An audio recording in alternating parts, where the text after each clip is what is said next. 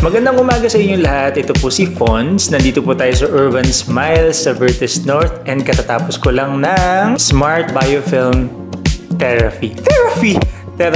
Smart Biofilm Therapy. Kahit anong ginagawa sa ngipin ko, feeling ko kahit hindi sensitive, yung utak ko, ina-assume na sensitive. So lagi akong kikringe ako pag may pinapagawa ako kahit ano sa bibig ko. Unang-una nabigla ako but in a very positive way. Kasi nung una ina-explain sa akin, ganito yung gagawin, ganyan-ganyan. Tapos parang sa isip-isip ko, okay naman, let's go. Tapos nung ginagawa na, parang in the middle of the process, ang inisip ko, ang intense nito, parang sobrang linis na ng ngipin ko, hindi pa tapos tapos parang tuloy-tuloy pa din. Ganong kalinis ba ang kailangan ma-achieve dito sa SBT? Ito walang halong biro, parang feeling ko kahit hindi ako mag-toothbrush ng 3 araw, malinis pa din yung ngipin ko. Sobrang linis niya kasi, just to explain yung SBT, may pinahid muna na paste, tapos pinakita sa akin.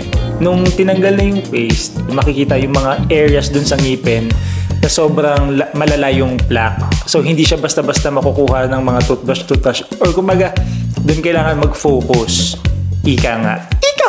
Pagkatapos nun, doon na papasok yung airflow, which is parang tubig at asin na pinagsama. Tapos, perfect to sa mga sensitive na teeth.